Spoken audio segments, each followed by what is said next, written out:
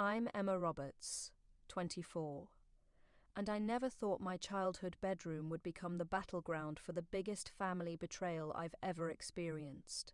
The moment I saw my precious belongings stuffed into cardboard boxes in our dusty garage, something inside me snapped. When my mom casually suggested I sleep on the couch or stay somewhere else during my holiday visit, a wicked smile crossed my face as I pressed confirm on the booking for the most disgusting one-star hotel in town paid for with my parents' own rewards points. Before we carry on, please hit the subscribe button and let me know where you are watching from in the comments. Growing up in the Porter household meant one thing. My older sister Natalie could do no wrong. While I worked through college, paid my own tuition, and built a respectable career in marketing, Natalie, at 27, was still finding herself. But somehow, I was always the disappointment. The dynamic never bothered me more than during holiday visits to my parents' suburban home in Oakwood Heights, the same house where I'd spent my entire childhood, where my room remained largely untouched. Or so I thought. This particular December started like many others. After a grueling 11-month stretch without a proper vacation, I finally caught a break when my boss approved my 2-week holiday request. I hadn't seen my family since last Christmas, partly because of my hectic work schedule, and partly because every interaction with them left me emotionally drained. Still, they were family, and the holidays were sacred at least that's what Mom always said when guilt-tripping me into coming home. The 5-hour drive from my apartment in the city to my parents' house gave me plenty of time to mentally prepare for the onslaught of passive-aggressive comments about my single status, my unfeminine career choice, and whatever else my family would find to criticize. Bah, nothing, absolutely nothing, could have prepared me for what awaited me. It was nearly 7 in the evening when I pulled into the familiar driveway, Christmas lights twinkling along the roof edge just as they had every year since I could remember. I noticed an unfamiliar beat-up Honda parked in my usual spot that dismissed it as belonging to one of my parents' friends. With my suitcase in tow and a forced smile plastered on my face, I rang the doorbell instead of using my key. Something told me I should announce my presence rather than walk in unannounced as I normally would. My mother answered, her face lighting up with a smile that didn't quite reach her eyes. "Emma, you're finally here." She pulled me into a hug that felt more procedural than affectionate. "Hi, Mom," I said, stepping into the warmth of the house. The familiar scent of cinnamon and pine greeted me, along with the sound of laughter coming from the living room. "Sorry I'm a bit late. Traffic was a nightmare." "Oh, don't worry about it, dear. We've got some exciting news to share." Her voice had that high-pitched quality it took on whenever she was trying to mask nervousness. I should have known then that something was off. I followed her into the living room, where my father sat in his recliner, newspaper in hand, as always. But what caught my eye was my sister Natalie, curled up on the couch with a man I'd never seen before. His arm was draped possessively around her shoulders, and she was sporting a diamond ring that caught the light from the Christmas tree. "Emma?" Natalie squealed, making no move to get up. "Come meet Tyler." Tyler, it turned out, was Natalie's boyfriend of 4 months and, apparently, the love of her life. He offered me a nod and a casual, "Hey," but didn't bother to stand up or shake my hand. I disliked him immediately. "Nice to meet you," I lied, setting my suitcase by the stairs. "I'm just going to take my things up to my room and freshen up a bit." The silence that followed was deafening. My mother and father exchanged glances, while Natalie suddenly became very interested in her fingernails. Tyler was the only one who seemed unbothered, scrolling through his phone as if I wasn't even there. "About that," my mother began, her voice unnaturally cheerful. "We've made a few changes around the house." My father cleared his throat. "Your sister has some big news." He gestured toward Natalie, who finally looked up from her manicure. With a dramatic pause worthy of a soap opera actress, Natalie placed a hand on her stomach. "I'm pregnant. 12 weeks along." "Oh?" I said, genuinely surprised. "Congratulations, that's unexpected. We're getting married next month," she continued, flashing her ring again. "Just a small ceremony, nothing fancy. And we'll be living here until the baby comes, so Mum and Dad can help out." Still processing this information, I nodded automatically. "That's great. So, where am I staying? The guest room?" Another uncomfortable silence fell over the room. My mother was the one to break it. "Sweetie, we've converted the guest room into a home office for your father's retirement project." "Okay," I said slowly, still not understanding. "So where?" "We gave your room to Natalie and Tyler," my father interjected, hiding behind his newspaper again. "They needed the space more than a storage room for your old things." "Storage room," I repeated, the words feeling foreign on my tongue. "That's my bedroom."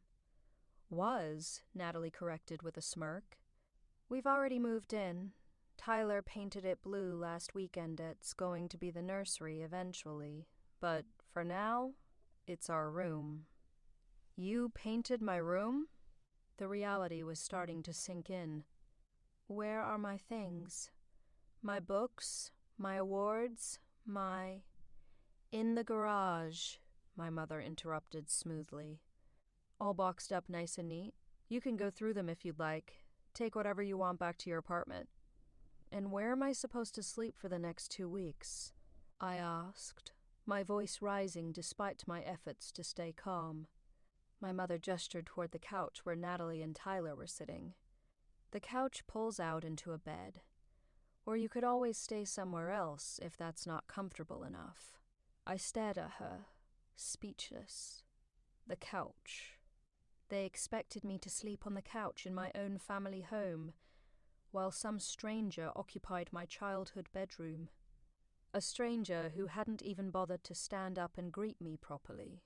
"You could get a hotel," Tyler suggested, finally looking up from his phone. "That's what I'd do." I wanted to tell him exactly what he could do, but I bit my tongue. "I need some air," I managed to say before heading out the front door.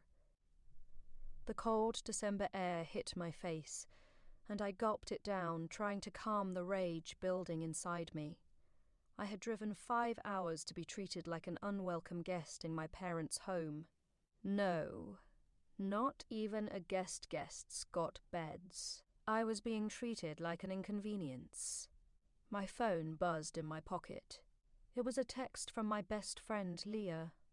"Did you make it home? How's the family?" I typed back. "They gave my room to my sister's boyfriend. My stuff is in boxes in the garage. They told me to sleep on the couch." 3 dots appeared immediately, followed by, "What the actual F***? Are you kidding me right now?" Wish I was. Apparently my sister is pregnant, engaged to a guy she's known for 4 months, and they're living with my parents now. "Pack your stuff and come stay with me," Leah offered. "My parents would love to have you." I considered it. Leah's family lived about an hour away, and they had always treated me like a second daughter. But something inside me rebelled at the idea of just walking away. My family had crossed a line, and for once in my life, I wasn't going to let them get away with it.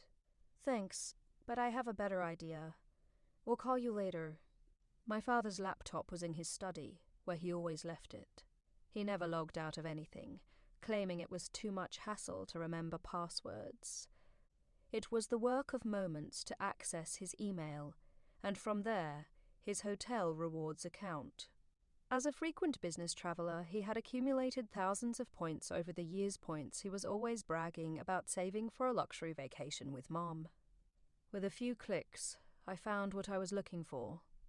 The Oakwood Inn, a motel on the outskirts of town with a spectacular 1-star rating on every travel site. According to the reviews, it featured stained mattresses, suspicious neighbours, and cockroaches as regular guests. Perfect. I booked a 2-week stay, used all of Dad's available points, and put the reservation under Tyler and Natalie Porter. As a final touch, I had the confirmation sent to both my parents' emails with a note. Hope you enjoy your stay. Check-in starts at 3 p.m. By the time I returned to the living room, dinner was being served. My mother had made her famous pot roast, which usually would have lifted my spirits. Not tonight. "There you are," she said, serving Tyler first, a courtesy that wasn't lost on me. "Feel better after your walk?" "Much," I replied with a sweetness that should have warned them something was amiss. "In fact, I've solved our little problem." "What problem?" Natalie asked through a mouthful of food. "The sleeping arrangements," I clarified. "You were right, Tyler. A hotel is exactly what's needed in this situation." My father looked up, relieved. "That's mature of you, Emma. We can help with the cost if—" "Oh, that won't be necessary," I interrupted. "It's all taken care of. I've booked 2 weeks at the Oakwood Inn for you and Natalie, Tyler." The fork in Tyler's hand froze midway to his mouth. "What?"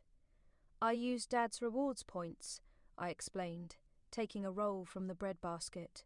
"The confirmation email should be in your inbox by now." "They say the cockroaches are mostly in the bathroom, so that's something to look forward to." "You did what?" my father sputtered, his face turning an alarming shade of red. "Emma, that's completely inappropriate," my mother gasped. "Cancel it right now." I took a deliberate bite of my roll. "I can't. It's non-refundable, and I used all the points. But don't worry, I'll take good care of the house while you're gone. I might even repaint my room. I'm thinking lavender. We're not going to some roach motel." Natalie shrieked. "Mom, tell her."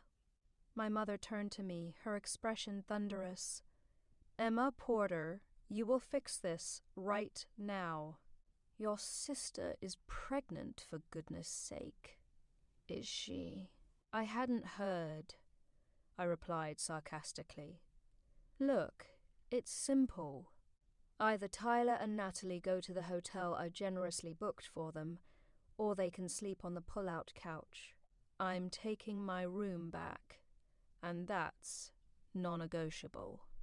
"This is ridiculous," Tyler muttered, pushing back from the table. "Natalie, get your coat. We're leaving." "Leaving? Where are you going?"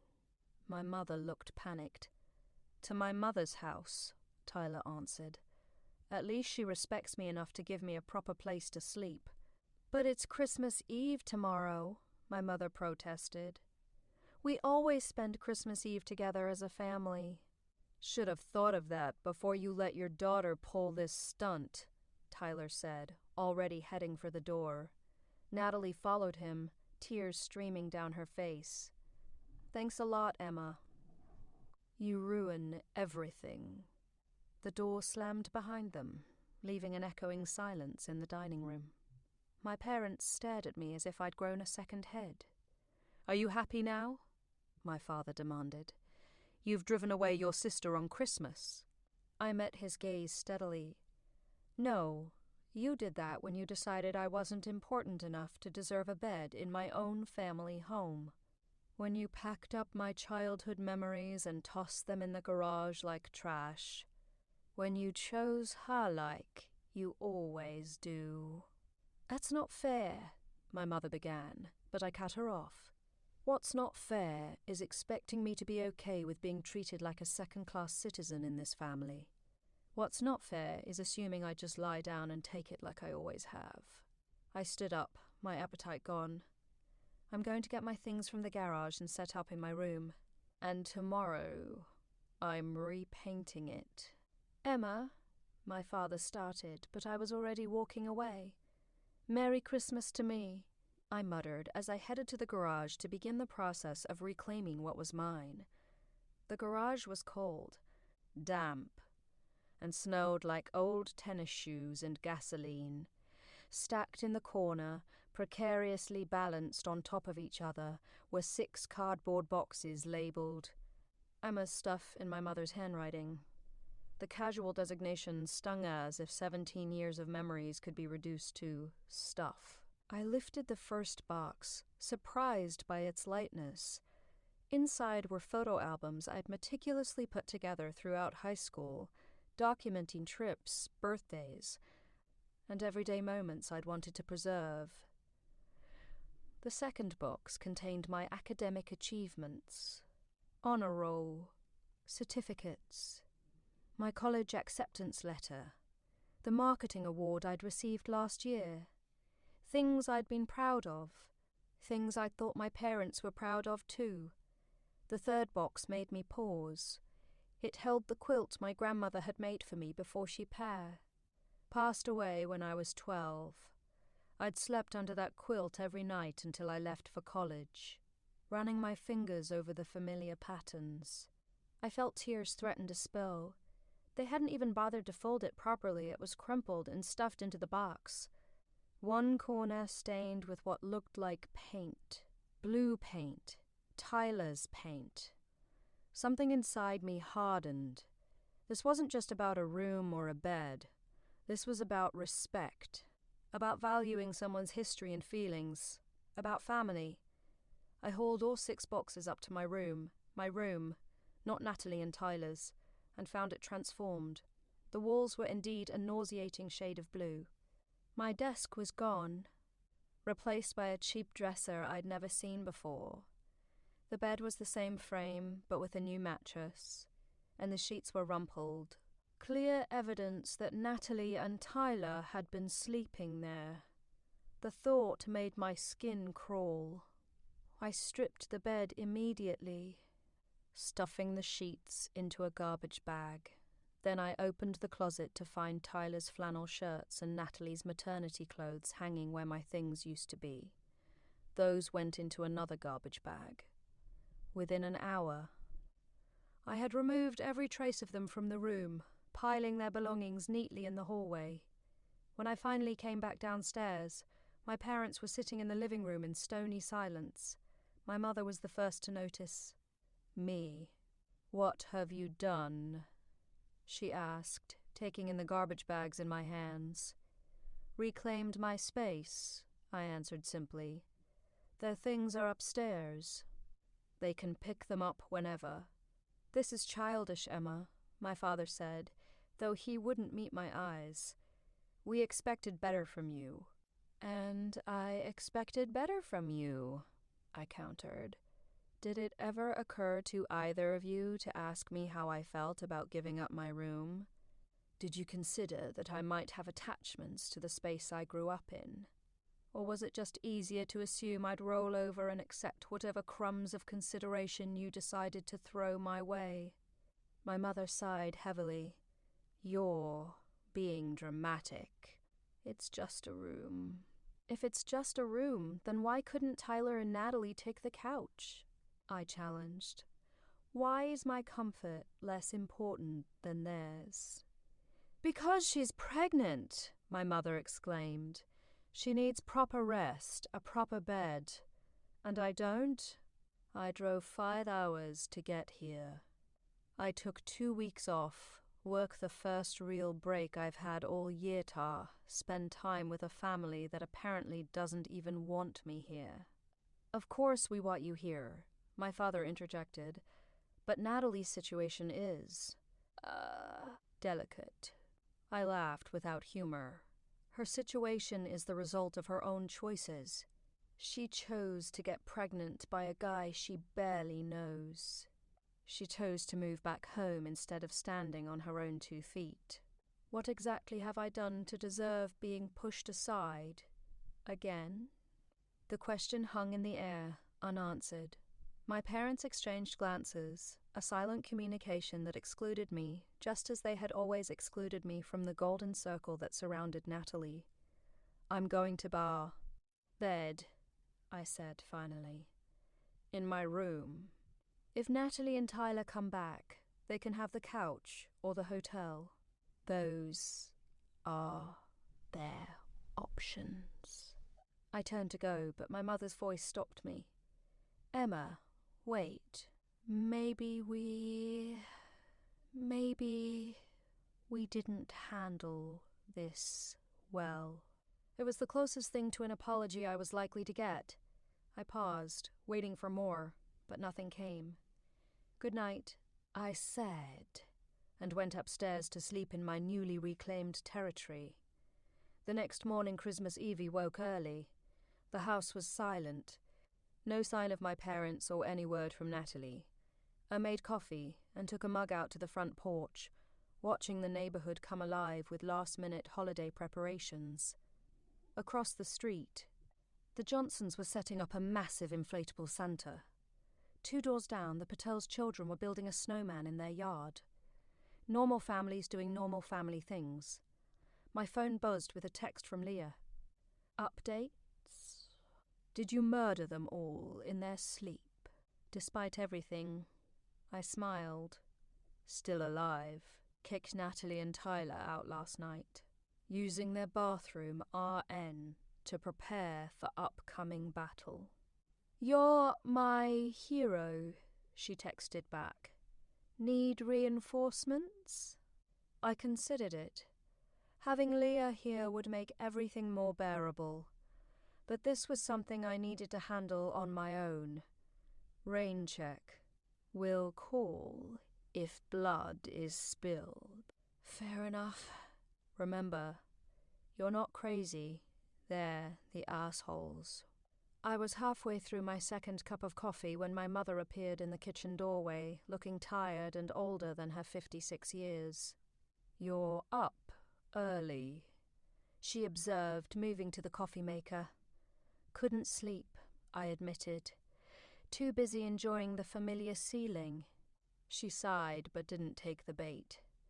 Your father and I talked last night. We may have been hasty in our decision about the room. I raised an eyebrow, waiting. But, she continued, Natalie really does need a stable environment right now. The pregnancy wasn't planned, and she's scared. Tyler losing his job last month didn't help matters. He's unemployed. The information wasn't surprising, but added another layer to my irritation. And they're bringing a baby into the world? These things happen, Emma. Life isn't always perfect or perfectly planned. So I've noticed, I muttered. Where are they now? At his mother's. But she lives in that tiny apartment over the bakery. There's barely room for 1 person, let alone 2.5. She took a sip of her coffee. They're coming for dinner tonight. Your father hopes we can all work something out. I've already worked it out. They can have the couch or the hotel. My room is my room. My mother closed her eyes briefly. You always were stubborn. I prefer resolute, I corrected. And speaking of resolutions, I'm going to the hardware store. My walls need debluifying. Emma, please don't make this harder than it already is. It's Christmas Eve. Should have thought of that before you threw my stuff in the garage, I replied, heading for the door. I'll be back in time for dinner. At the hardware store, I selected a soft lavender paint the colour I'd always wanted but had never been allowed to have because my mother thought it too fanciful. I also bought new sheets, a comforter, and a small desk lamp to replace the one that had apparently disappeared during the great room redistribution. By the time I returned home, my father's car was gone, probably picking up last-minute gifts or groceries for dinner. My mother was in the kitchen, the familiar sounds and smells of her Christmas Eve cooking filling the house. Under normal circumstances, I would have joined her, taking my place as her sous chef as I had every year growing up. Not today. Today, I had walls to paint. I was 2 hours into the project, the blue already covered by a coat of primer, when my phone rang. Unknown number. Hello? It's Tyler. His voice sounded strained. Natalie wants her things. They're in the hallway outside the room. You can pick them up whenever. We're outside right now. Your mom said you'd be reasonable about this. I laughed. Did she? Well, you can come in and get your stuff, but the room is off limits. I'm redecorating. Look, I don't want any trouble. Then you shouldn't have taken my room without asking. I cut him off. Front doors unlocked. Follow the smell of primer. I heard him swear under his breath before hanging up.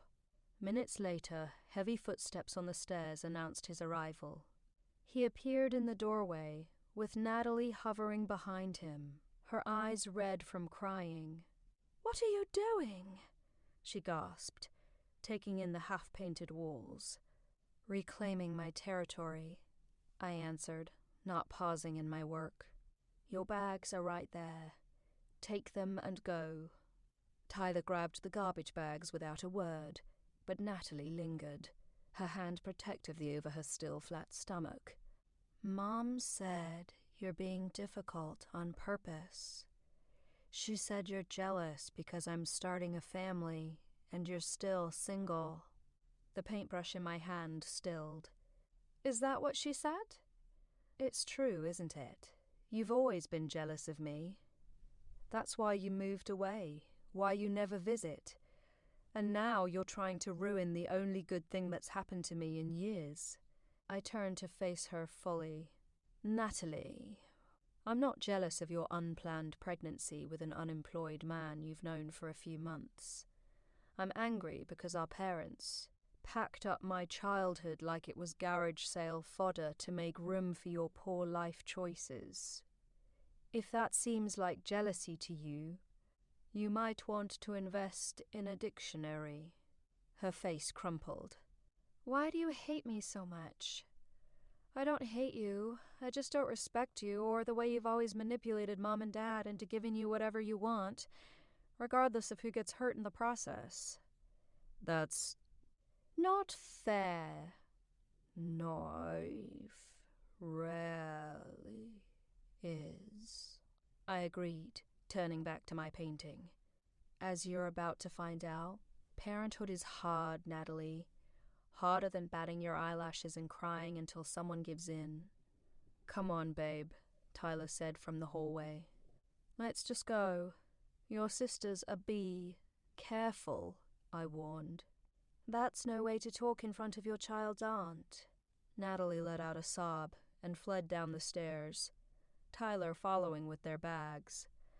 I heard the front door slam, felt the house shake with the force of it, and kept painting. By late afternoon, the walls were completely lavender. I'd opened the windows despite the cold to help the paint dry faster and was assembling the small desk I'd bought when my father appeared in the doorway. "Your mother says Dilla will be ready in an hour," he announced, surveying the room. "Lavender?" "Lavender," I confirmed, tightening a screw. "You like it?" "It's different." He cleared his throat. "Natalie called. Said you were cruel to her. Did she mention the part where she accused me of being jealous of her dire situation? She's emotional right now. The hormones—" "Save it," I interrupted. I'm not interested in another lecture about why Natalie's feelings matter more than mine. He sighed, running a hand through his thinning hair. That's not fair, Emma. We love you both equally. Do you? Because from where I'm standing, it looks like you've spent my entire life making excuses for her behavior while holding me to impossible standards. That's not true, isn't it? When I got accepted to college on a partial scholarship, you asked why it wasn't a full ride. When Natalie dropped out after one semester, you called her brave for following her own path. Those are completely different situations. When I got promoted last year, you changed the subject to Natalie's new yoga certification. When I bought my apartment, you lectured me about taking on too much debt. Meanwhile, Natalie has been living off your credit card for years. My father looked as if I'd slept him. We're proud of you, Emma. We've always been proud. You have a funny way of showing it. I set down the screwdriver and stood up. Did you know that blue paint stained Grandma's quilt? The one she made for me before she died? No, We didn't realize. Of course you didn't. Because you didn't think about me at all when you were giving away my room, my space, my memories. I brushed past him into the hallway. I'm going to shower before dinner. The paint won't be dry enough to sleep in here tonight, so I'll take the guest room couch. You might want to let Natalie and Tyler know they can have my room tomorrow if they apologize for ruining my quilt. I didn't wait for his response. Dinner was a tense affair. My mother had outdone herself with the traditional Christmas Eve spread.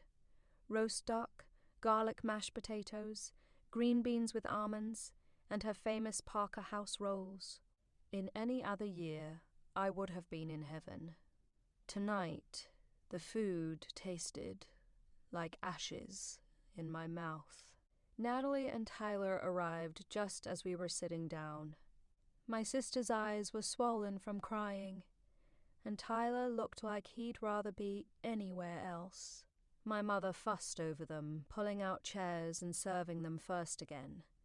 Emma has something she'd like to say, my father announced once everyone was seated. I looked up, startled. I do? About the room situation, he prompted. We've discussed it, and we think we've found a compromise. Have we? I glanced between my parents, confused. My mother nodded. You can have your room back for this visit, of course. And in the future, we'll make sure the guest room is available for you whenever you come home. The guest room, I repeated. Not my room. Well, Natalie and Tyler will be living here for at least a year, maybe longer, my father explained. They need a stable environment for the baby, but we'll make sure you always have a place to sleep when you visit. How generous of you, I said, my voice dripping with sarcasm.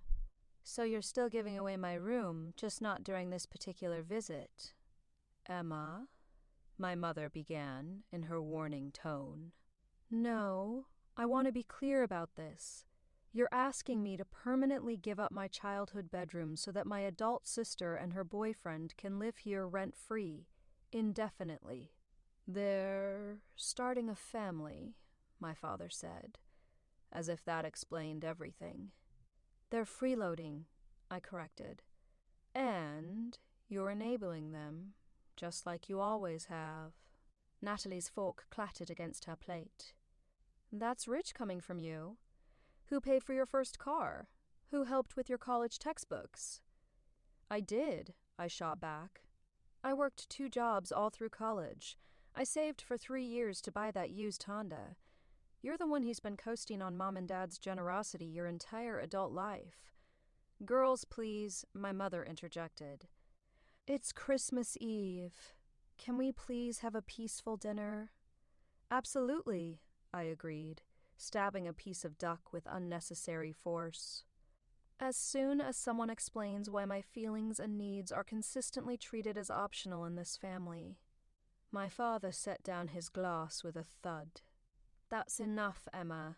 You're being childish. Am I? Or Am I finally standing up for myself after years of being pushed aside for Hurricane Natalie? I looked directly at my sister. You've ruined every major moment in my life with your drama. My high school graduation?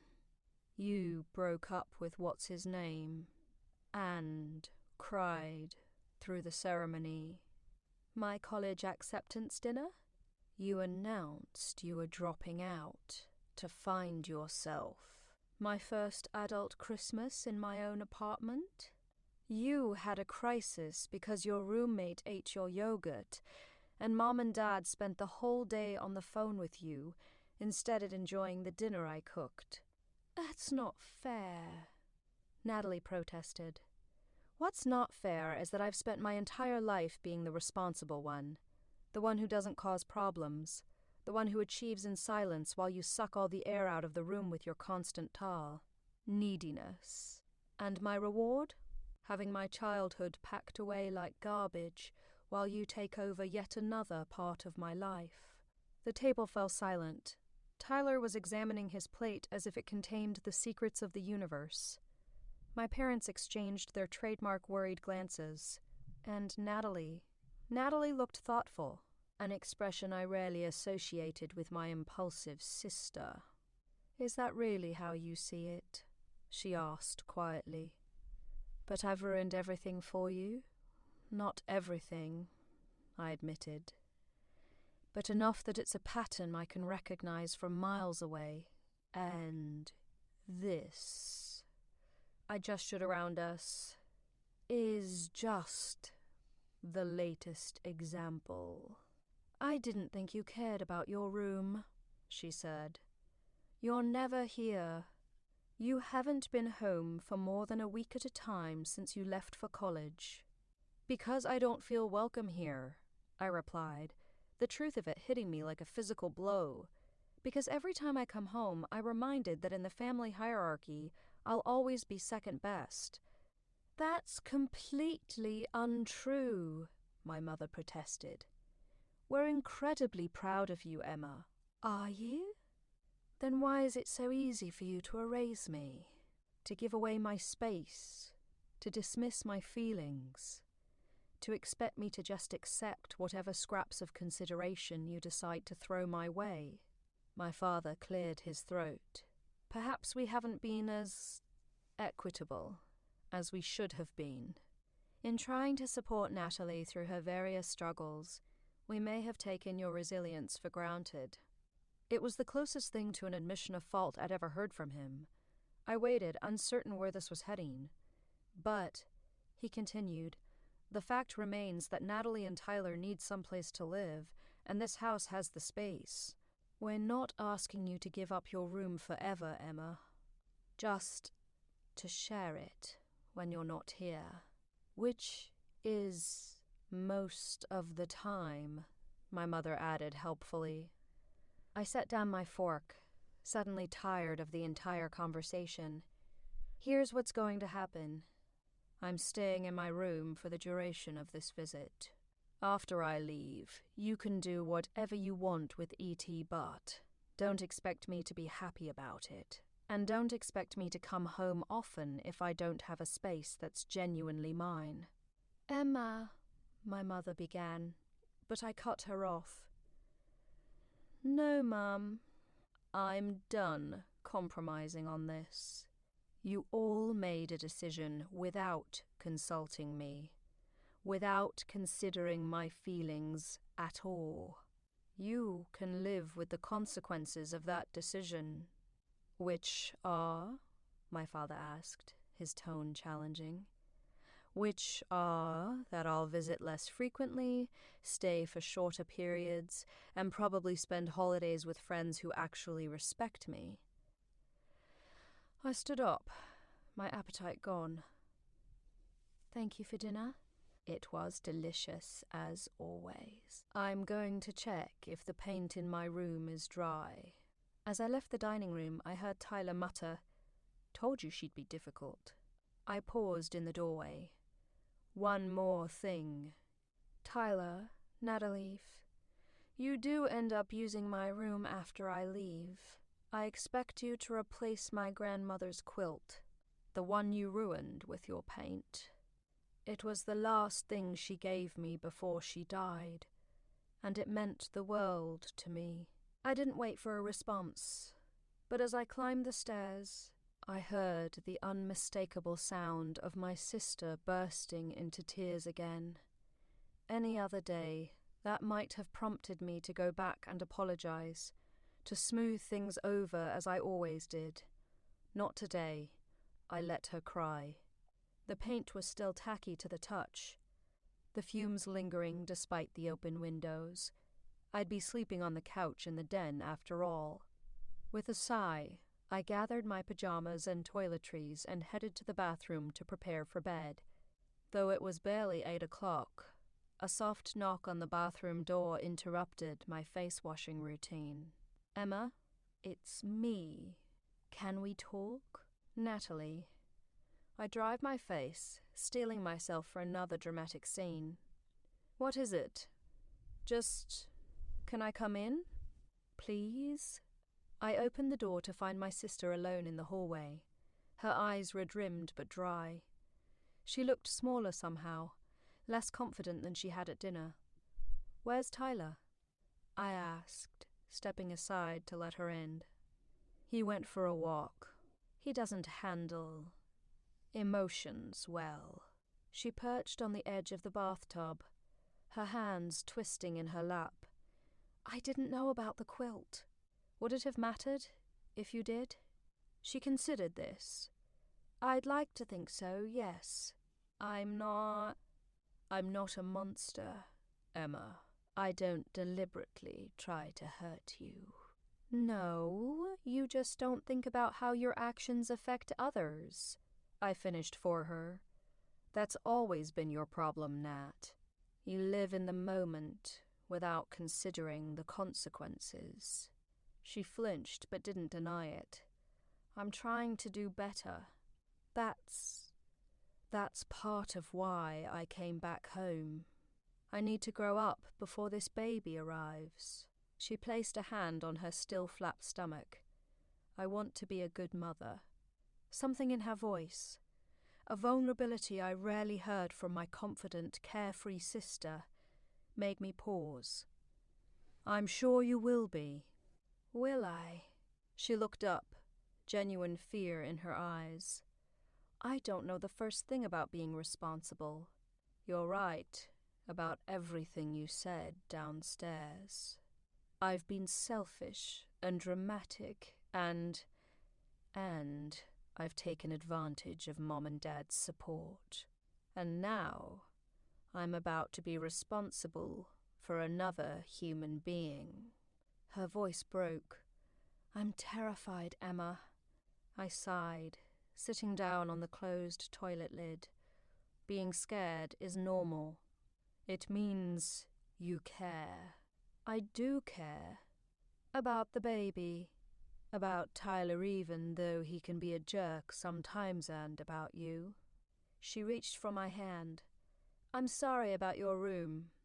And especially about the quilt. I didn't know it was special." "You didn't ask," I pointed out, but without the anger that had fueled me earlier. "That's kind of the problem here, Nat. No one asked what I thought or how I felt. You all just assumed I'd be okay with whatever decisions you made."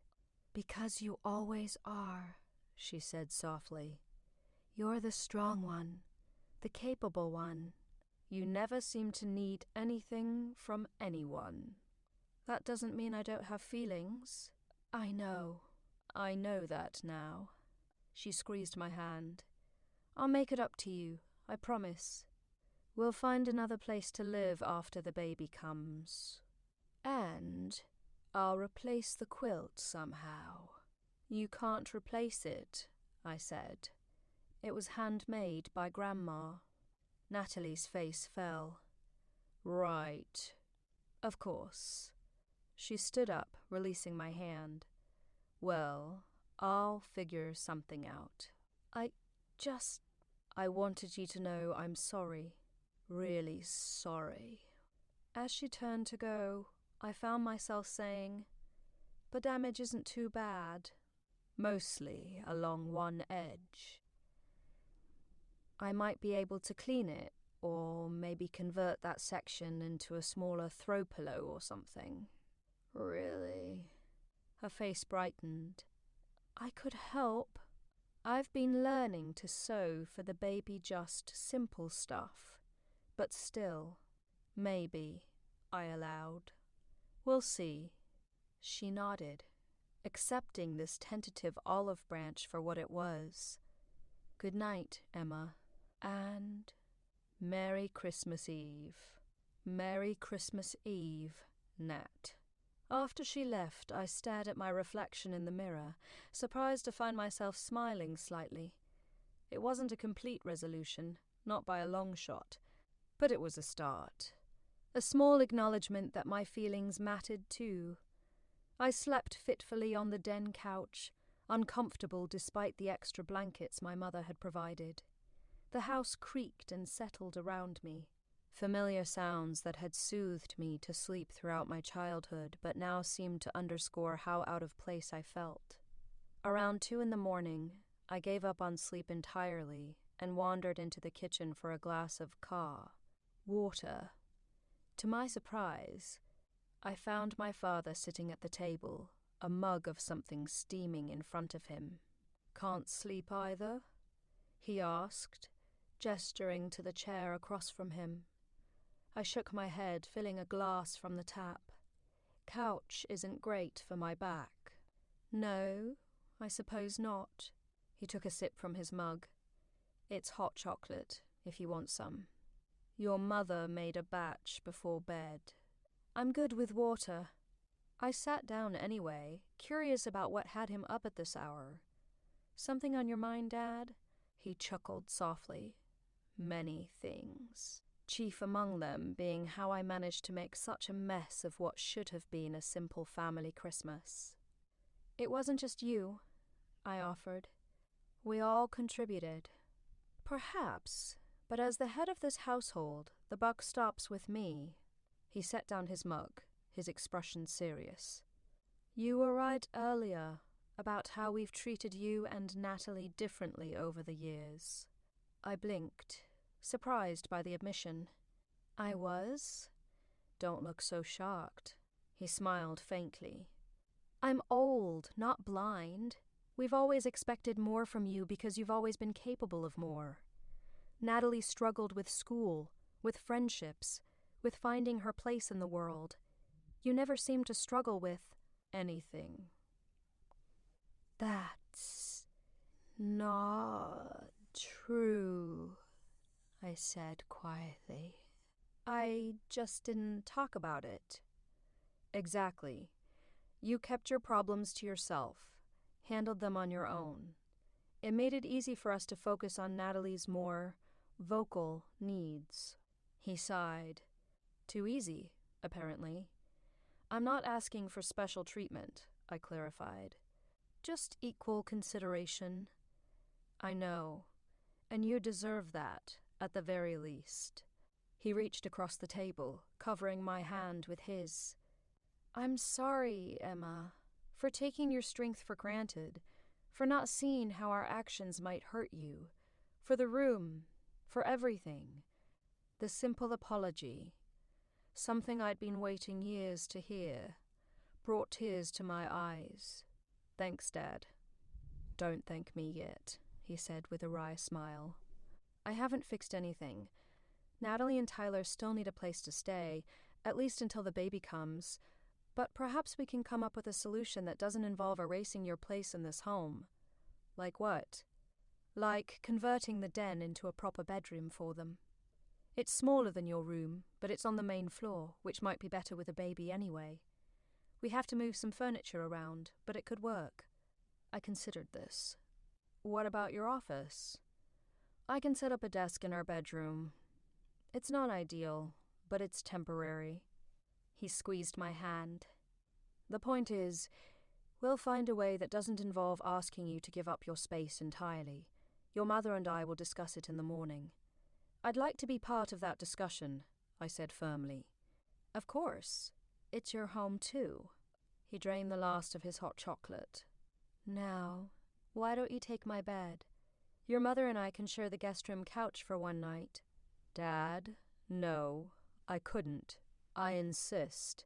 Consider it the first installment in my long-overdue apology. He stood up, rinsing his mug in the sink. Besides, your mother kicks in her sleep. The couch might actually be an improvement. I laughed, the tension of the day finally beginning to dissipate. If you're sure, I am. Go on up. And Emma. He turned, his expression softening. Merry Christmas. Merry Christmas, Dad. I slept soundly in my parents' comfortable king-sized bed, waking only when the smell of coffee and cinnamon rolls drifted up from the kitchen. Christmas morning. Despite everything, a childlike excitement bubbled up inside me. Some traditions ran too deep to be dampened by even the most dramatic of family disputes. Downstairs, I found my mother bustling around the kitchen, my father reading the newspaper at the table, and Natalie setting out plates and silverware. No sign of Tyler. There she is, my mother exclaimed, as if the previous night's tension had never existed. Merry Christmas, sweetheart. Coffee's fresh, cinnamon rolls are just about ready. Merry Christmas, I replied, accepting the mug she handed me. Where's Tyler? Natalie and my parents exchanged glances. He went to his mother's for breakfast, my sister finally answered. He thought it might be better to give us some family time. That was considerate of him, I said neutrally, taking a seat at the table. Yes, well, my mother cleared her throat. We've been talking this morning about the room situation and other things. Oh? I took a sip of coffee, waiting. My father folded his newspaper. We've decided to convert the den into a bedroom for Natalie and Tyler. It'll take some doing, but we think it's the best solution for everyone. I agree, Natalie chimed in. It makes more sense anyway, with the baby coming. Being on the main floor will be easier than going up and down stairs all the time. I looked between them, hesitant to believe this sudden turnaround. And my room? What happens to it? It remains your room, my mother said firmly. We've already started moving their things back downstairs, and... She hesitated, glancing at my father. And, he continued, we owe you an apology for how we handled this situation. We should have discussed it with you before making any decisions. We're sorry, my mother added, her eyes sincere. Truly, Emma. We never meant to make you feel less valued or respected. The scene was so surreal that for a moment I wondered if I was still dreaming. My family, acknowledging their mistakes, apologizing, making changes to accommodate my feelings. It was unprecedented. Thank you, I said finally. I appreciate that. Natalie stepped forward, a tentative smile on her face. I have something for you. It's not wrapped, I just finished it this morning. She handed me a small fabric square, about the size of a coaster. It took me a moment to recognize the pattern. A tiny piece of my grandmother's quilt, carefully cleaned and hemmed. I couldn't fix the whole thing, Natalie explained. But I thought maybe this could be a keepsake. I'm learning to sew properly, and once I'm better, maybe we can see about repairing the rest of it. I ran my fingers over the familiar pattern, emotion tightening my throat. This is... Thank you, Nat. It's just a start, she said. But I meant what I said last night. I want to do better, be better. For the baby, and for you. Group hug, my mother declared. And before I could protest, I found myself in the center of a family embrace, the first in Dao, longer than I could remember. As we separated, the timer on the oven dinged. "Cinnamon rolls are ready," my mother announced. "Let's eat before we open presents." Breakfast was a surprisingly pleasant affair. We talked about normal things: my job, Natalie's pregnancy, my father's retirement plans without the undercurrent of tension that had marked our interactions since my arrival. It felt good, like family should feel. After breakfast came the traditional opening of presents gathered under the tree. My parents had gotten me practical gifts as usual: a new planner for work, a gift card to my favorite clothing store, a spa certificate for when you need to relax. Natalie had managed, despite her financial situation, to find a beautiful leather-bound journal with my initials embossed on the cover. "For all those thoughts you keep to yourself," she explained with a wink. "Maybe writing them down will help." I'd gotten her a gift certificate for a maternity clothing boutique in the city, purchased before I knew about her pregnancy but now seemingly prescient. For my parents, I'd found a weekend getaway package to a nearby bed and breakfast, complete with spa treatments and dinner reservations. "For when you need a break from grandparenting," I teased. "It's valid for a year, so you can use it whenever." My mother's eyes misted over. "That's incredibly thoughtful, Emma. Thank you." As we cleaned up the discarded wrapping paper, my father cleared his throat. "One more thing before we move on with our day. Your mother and I have been talking, and we think it's important to establish some clear expectations going forward." I tensed, waiting for the other shoe to drop. "Natalie, Tyler will need to find a job within the next 2 months, he said, his tone gentle but firm. "We're happy to help with the baby and provide a place to stay, but we can't support you both indefinitely." Natalie nodded, surprisingly accepting of this edict. "We know. Tyler has an interview after the holidays for a position at the hardware store. It's not his dream job, but it's a start." "Good," my father approved. "And Emma, we want you to know that your room will always be your room, regardless of how often you visit. We've realized how important that is to you, and we respect it." "Thank you," I said, genuinely touched by this commitment. "That said," my mother added, "we also want you to visit more often, not just on holidays. We miss you." "I'll try," I promised. "Work keeps me busy, but I could probably manage a weekend every couple of months." "We'd like that," my father said warmly. The rest of Christmas Day passed in a blur of traditional activities: watching holiday movies, playing board games, and preparing the feast that would be our dinner. Tyler returned in the late afternoon, subdued but polite, even offering to help my father bring up the extra chairs from the basement for dinner. By the time we all sat down to eat, the atmosphere had transformed entirely from the tension of the previous night.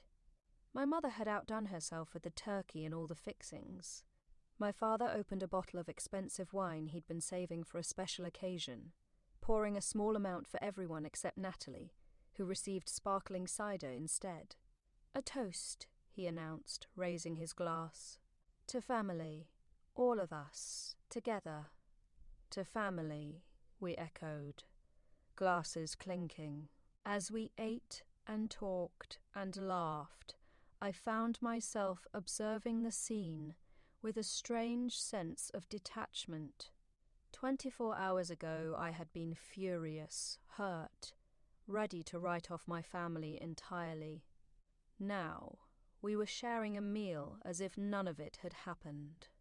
But it had happened. And while the immediate crisis had been resolved, I couldn't help wondering if the underlying issues, the different expectations, the unequal treatment, the assumption that I would always be the accommodating one had truly been addressed. Natalie caught my eye across the table and gave me a small, Genuine smile. What are you thinking about over there? You look serious. Just processing, I admitted. It's been an eventful couple of days. That's one way to put it, my father chuckled. I prefer to think of it as a necessary recalibration. Sometimes families need a good shake-up to remember what's important.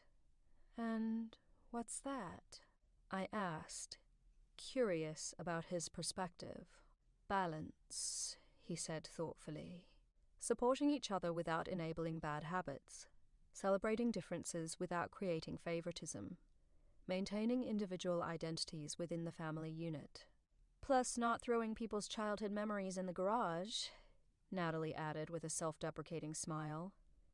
That's definitely on the list.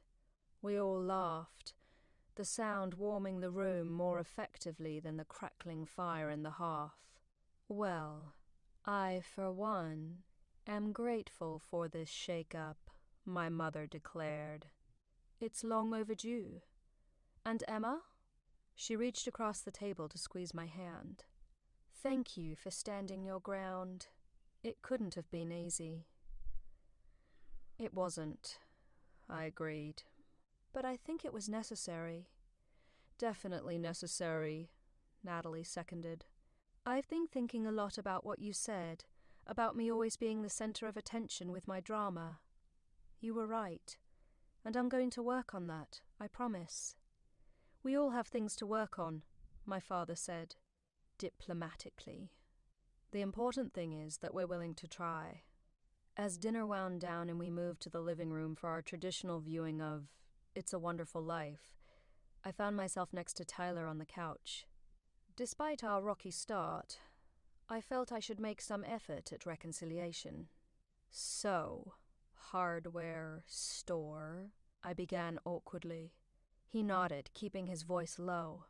Not ideal, but it's honest work. My uncle used to be in construction, said he can help me learn the trade once I've got some basic experience. That sounds promising. Yeah, well? He shrugged. I need to do better. For the baby. And for Natalie. She deserves more than a guy who can't even provide a roof over their heads. The admission surprised me. I hadn't expected this level of self-awareness from him. Everyone needs help sometimes, I offered. There's no shame in that. Maybe not. But there's no pride in it either. He glanced toward Natalie, who was helping my mother arrange cookies on a plate in the kitchen. I want to be someone she can be proud of. Someone your parents can respect. That starts with respecting yourself, I said. And others. He had the grace to look embarrassed. Yeah, I know I was a jerk about the room thing. I was just stressed, you know? Finding out about the baby, losing my job, moving in with Natalie's parents. It was a lot. I get it, I said, and surprisingly, did. Fresh starts all around, okay? He nodded, relief evident in his expression. Thanks, Emma. And hey, I'm sorry about your quilt. That was on me. I was careless with the paint. Water under the bridge, I assured him, though I made a mental note to check if professional cleaners might be able to salvage more of it than I initially thought. As the movie started and my family settled in around me, I felt a sense of peace I hadn't expected to find on this trip. Things weren't perfect, they never would be. My sister would likely always need more support than I did. My parents would probably still slip into old patterns occasionally, and I would still have to remind them, and myself, that my needs mattered too. But for now, in this moment, we were trying all of us, and that was enough. The following morning, I woke to the sound of hammering downstairs. Curious, I followed the noise to the den, where I found my father and Tyler already hard at work, moving furniture and measuring walls. What's all this? I asked, still in my pajamas. We're getting a head start on the renovation, my father explained. If we're going to convert this into a bedroom, we need to make some changes. Need an extra pair of hands? I offered, surprising myself. Tyler looked equally surprised, but nodded. Could use help moving this bookcase if you're up for it. Let me just change first, I said, heading back upstairs. In my room, my actual room, with its freshly painted lavender walls and the familiar comfort of my own space, I found Natalie sitting on the edge of the bed, a steaming mug in her hands. "Morning," she greeted me. "I brought you coffee. Figured you might need it with all the racket downstairs." "Thanks." I accepted the mug gratefully. They're really diving into this renovation, huh? Dad's excited. He loves a project. She stood up, smoothing down the bedspread where she'd been sitting. "Your room looks nice. The lavender suits you." "Thanks," I said again, taking a sip of the coffee perfectly prepared with just the right amount of cream and sugar. "I was thinking," Natalie continued, "maybe we could go shopping today? Just the two of us. I need to start looking at baby stuff, and I could use your practicality to keep me from going overboard." "You? Overboard? Never," I teased, but without malice. She laughed. "Exactly why I need you. Plus, I thought it might be nice to spend some time together, just sisters. It's been a while." "It has," I agreed, realizing with a pang how much I'd missed my sister beneath all the frustration and resentment of the past few days. "Shopping sounds good, but first I promised to help downstairs." "Dad will love that," Natalie said warmly. "He was just saying this morning how much he misses having you around, especially for his projects. Apparently I'm useless with a hammer." "You are," I confirmed, setting down my coffee to change into work clothes. "True, but I make excellent coffee." She headed for the door. "I'll tell them you're coming down to help. And Emma, I'm really glad you're here. Even with everything that happened, I'm glad." "Me too, Nat," I said, and found that I meant it. The rest of my holiday visit passed in a blur of activity. Helping with the den renovation, shopping for baby essentials with Natalie, cooking with my mother, and even spending an evening playing chess with Tyler, who turned out to be a surprisingly good player. By the time New Year's rolled around, the den was well on its way to becoming a comfortable bedroom, and my relationship with my family had undergone its own renovation. On my last night before heading back to the city, I found myself sitting on the porch swing with my father, bundled up against the January chill. The night sky was clear, stars twinkling above us like distant diamonds. "You know," he said after a comfortable silence, "your mother and I have been talking. We think it might be time to update the guest room too, make it more personal for you." "What do you mean?" "Well, if you're going to be visiting more often, and we hope you will, you should have a space that feels like yours, not just a generic guest room. Maybe paint it a colour you like, get some furniture that suits your taste." I smiled, touched by the gesture. "That would be nice. But my room will always be your room," he assured me. "This would be an additional space, for when Natalie has friends or family visiting, or when you bring someone special home someday. Is this your subtle way of asking if I'm dating anyone?" I laughed.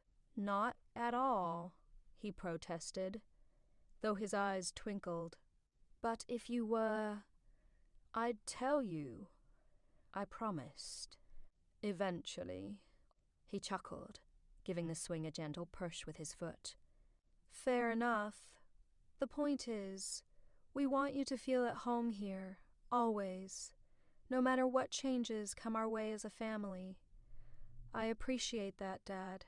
As we sat there watching the night sky, I reflected on the tumultuous 2 weeks that had somehow transformed into one of the most meaningful family visits I'd ever experienced. It had taken a crisis and my own uncharacteristic rebellion to force us all to confront the patterns but had defined our family dynamic for years. I thought about the one-star hotel I'd booked in a moment of vindictive anger, how close I'd come to burning bridges that might never have been rebuilt. It had been a risk, a desperate move by someone who felt invisible and undervalued. But sometimes, I realized, that's what it takes to be seen, to be heard. My sister was changing, growing into the responsibility of impending motherhood. My parents were recognizing the need for more balanced treatment of their daughters. And I was learning that standing up for myself didn't mean rejecting my family, it meant creating a healthier place within it.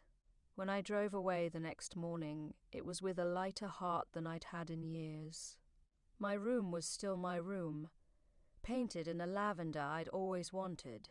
My grandmother's quilt was at a professional cleaner's, with hopes of salvaging most of it. And my family was, slowly but surely, finding a new equilibrium. As for the one-star hotel, I'd cancelled the reservation before leaving, transferring the points back to my father's account. He had no idea it had ever happened, and I decided to keep it that way. Some rebellions are better left uncompleted. Besides, I had accomplished what I set out to do. I had claimed my place in my family, not as the perpetually accommodating middle child, but as Emma Porter, a woman whose feelings, space, and presence mattered. And that was worth more than any petty revenge. 6 months later, I returned home for a long weekend to find the guest room painted a soft sage green, my second favourite colour, with a comfortable new daybed and a small desk perfect for working remotely. Natalie was showing prominently by then, the nursery, formerly my parents' home office, nearly ready for its tiny occupant. Tyler had been promoted at the hardware store and was taking night classes in construction management. My room remained untouched except for fresh sheets on the bed and a vase of my favourite flowers on the nightstand. A small but significant reminder that I was expected, welcomed, and valued. As we all gathered for dinner that first night, my mother raised her glass in a toast. "To family," she said, echoing my father's words from Christmas. "All of us, together." "To family," we responded in unison. And this time, when our glasses clinked together, the sound was like a promise. We were evolving, all of us, learning, growing, becoming better versions of ourselves. It wasn't always easy, and we didn't always get it right, but we were trying. Sometimes, that's all family can do. Try, fail, forgive, and try again. It's messy and imperfect, full of missteps and misunderstandings. But when it works, when everyone feels seen and heard and valued then in the world. "By the way," Natalie whispered to me as we cleared the dinner plates, "I've started a quilt for you. Nothing like Grandma's, of course, but made with love. It'll be ready by Christmas." "I can't wait to see it," I told her, and meant it. Sometimes the best gifts come wrapped in the most unexpected packages. Even a family crisis that begins with a stolen room and ends with a stronger, more balanced family than you ever thought possible. As for me, I've learned that sometimes you have to break things to fix them properly. That standing your ground doesn't make you selfish. And that family, at its best, isn't about sacrificing yourself to keep the peace. It's about creating space where everyone can flourish, even when that means some difficult conversations along the way. Oh, and I've also learned that booking a one-star hotel for your family, while temporarily satisfying, isn't nearly as rewarding as working together to build something better than you had before. But I've kept that particular lesson to myself. After all, everyone deserves to keep at least one good story. All to themselves, don't they?